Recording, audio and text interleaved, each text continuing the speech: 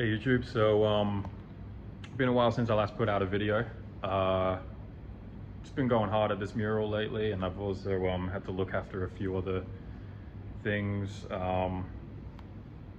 So I just haven't really had that much time to put content out, but I figured I'll give you another video update on this wall. So I'm gonna just flip the camera around right now. I can't seem to flip it. Can I flip the camera around? No, not on this phone. So what I'm going to do, I'm just going to turn around and just going to walk back so we can just see the whole thing. Okay, there we go. So this is kind of where the mural is at right now, and I'm kind of just getting in the base colors. So we've got the landscape painted in, we've got the shadows painted in, and now we're really starting to get the vibrant colors in there. So it's been a, big job, bit of a mission.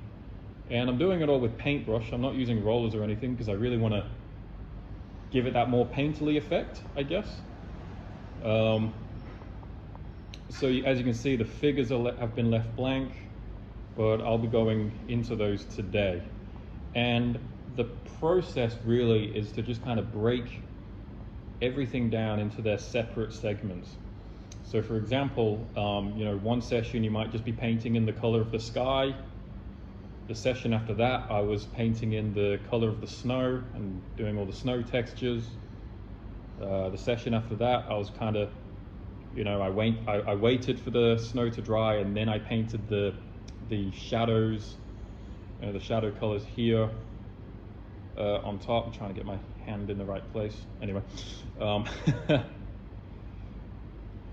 and just kind of gradually building up the tones, building up the colors, and slowly but surely making my way to those more vibrant colors, for the flag here, for example. So you want to kind of start with the background colors, the more monochromatic tones, I suppose.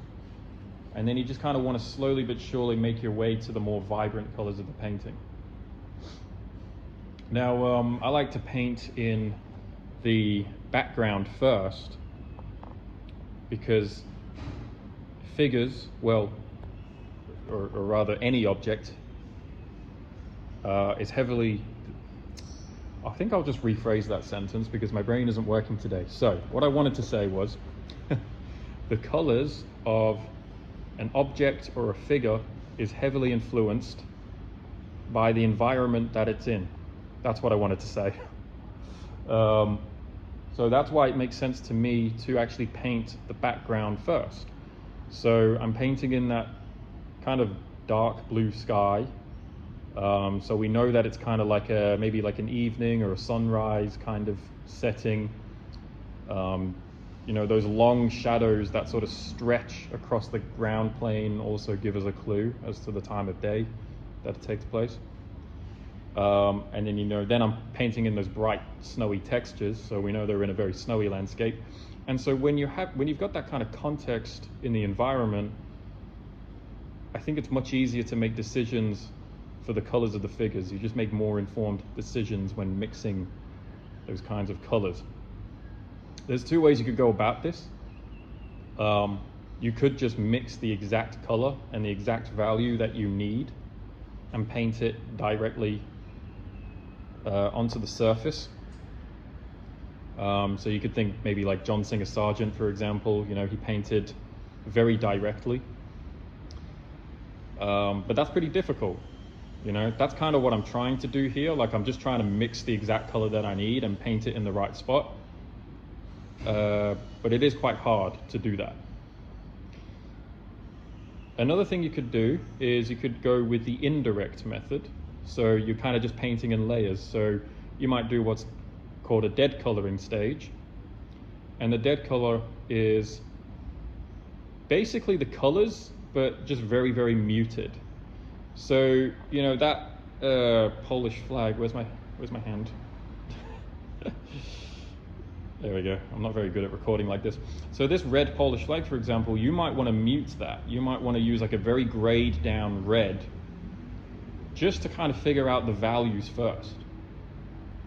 And then what you could do is you could then glaze over it with like a transparent layer, and just gradually increase the vibrancy of that red through layers. Now that's fine if you're doing an oil painting, but because I'm using acrylic paint and this is a mural, I'm trying to actually paint more directly, because I don't want to be doing glazes on a wall, even though I might get a much more vibrant and much more translucent quality out of the colors.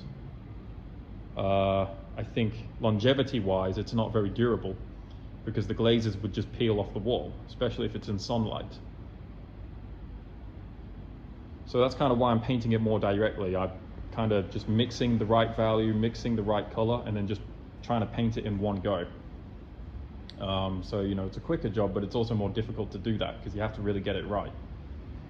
But that's why I spent a long time doing multiple sketches, you know, just very small oil sketches, on a smaller scale, because that way you can just sort of plan it out more, and then, you know, when the time comes to actually get it on the wall, you just know exactly what you're doing. So I think it's looking pretty cool. I think it sort of jumps out of the wall, hopefully. That's the effect that I'm going for. But I'll keep documenting this. I'll keep documenting the process of this. I might go over the snow, just mix up some new colors for the snow, just for the highlights. You know, I kind of want some, just some yellow highlights where the sun is kind of splashing onto the snow from the side, because I think that would look pretty cool.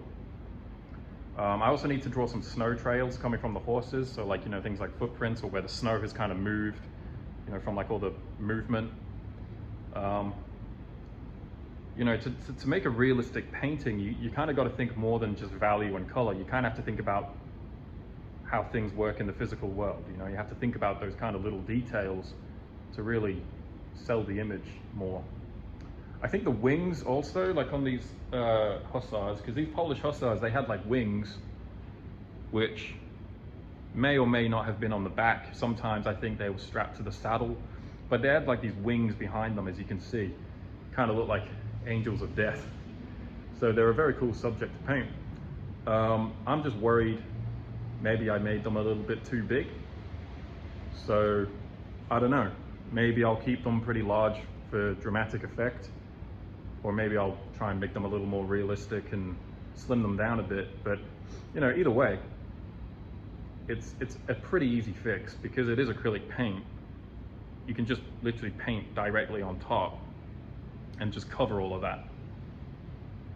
I think the only tricky part is just trying to color match it with the sky color that I've already mixed. But you know, you get better at color matching the more you mix colors. So that's just something you do with experience.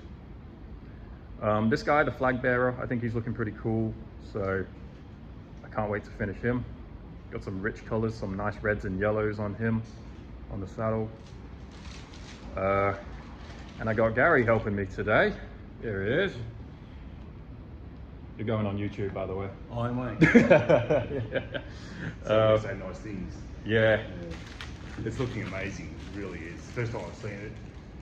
Since getting back from a big trip, and blown away by it. It's fantastic.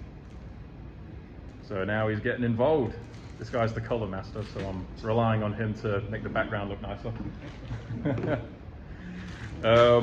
So anyway, that's the project, guys.